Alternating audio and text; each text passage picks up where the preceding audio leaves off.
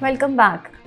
Now, the next expert to be with us is Dr. Mohanjit Kaur. She is the Director of Medical Services at Shri Raghunath Hospital, Ludhiana, Punjab. Welcome you, ma'am, to WCC 2023. And I know that you are going to cover diabetes and hypertension in your presentation. We all know that diabetes and hypertension are the leading risk factors for the cardiovascular mortality. So, what aspects of the diabetes and hypertension you are going to cover today?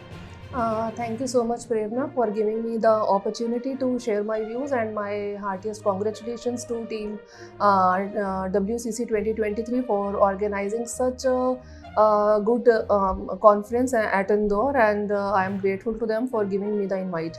So, as far as my topic is concerned, Prerna, it is about diabetes and hypertension, but basically, I will be highlighting on the a need of carrying out ambulatory blood pressure monitoring in all the patients with diabetes, because it has been seen that abnormal ABPM findings, like patients who have reverse dipping or morning surge, or people who are non-dippers in ABPM recordings, they have chances of developing hypertension and later on cardiovascular metabolic diseases and cardiovascular diseases also in later stage.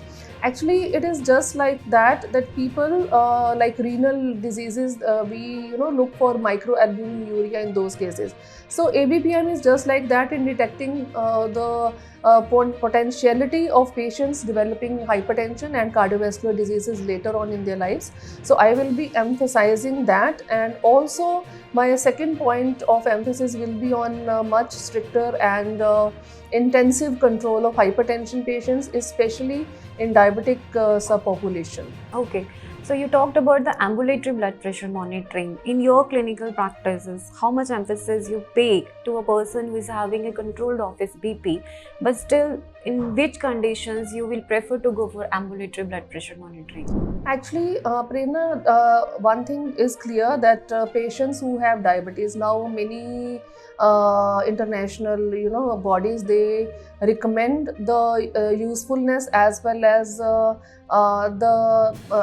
need of carrying out ABPM in all patients with diabetes mellitus, irrespective of the comorbid or the category they fit in, but all patients with diabetes mellitus. Second point, women population also, they should be, because they are not very keen to come to hospitals for getting their blood pressure checked. And third, young hypertensives also, they should get their ABPM checked. And also, like, I mean, the category of patients where we have masked hypertension, white coat hypertension, young hypertensives, these are the category of patients. They should undergo ambulatory blood pressure monitoring, so that we can make the accurate diagnosis and need for starting the anti-hypertensive treatment at the earliest. Okay, so in diabetes is one of the indication that you said that ambulatory blood pressure should be done just to rule out any masked hypertension or any nocturnal or early morning hypertension, which are major cardiovascular risk factors.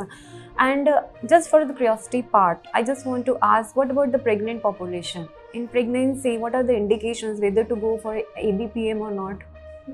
Actually, I think pregnancy is another factor which puts the patient on physiological risk actually. So pregnancy itself is a stress factor, as we say, and it predisposes the patients to develop hypertension, eclampsia and preeclampsia. So yes, definitely pregnant women is another subset of patient. They should undergo the ABPM monitoring, especially in the cases where there is a previous history of hypertension during pregnancy. So that one subset of patients should have ABPM monitoring definitely. One thing I just want to inform you that WCC is our annual conference, which is scheduled at the time of International Women's Day. And taking this opportunity, I just want to ask one message you want to give to the female clinicians on the International Women's Day. Prerna, Personally, I feel that a good health should be a prerogative of everybody, irrespective of the gender. So, whether a woman or a man, everybody has a prerogative and a basic right to enjoy good health. But keeping with the emotion and sentiment of this particular day, that is International Women's Day, so we are commemorating this International Women's Day, that is with the notion that women population, they have their own subset of problems, limitness of resources, and they have their own, different set of health problems, which is peculiar to them at different milestones in their lives. So they need special care, special attention, as well as special attention to their needs related to healthcare segment.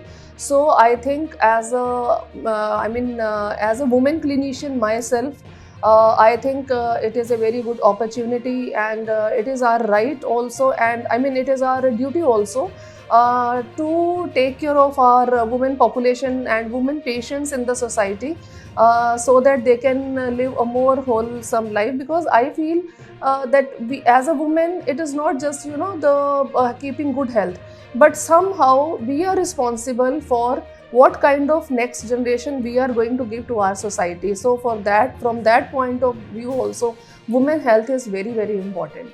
Yeah, truly said that women joining hands with each other can help in revolutionizing the women's health overall. Thank you so much, ma'am. Thank you so much.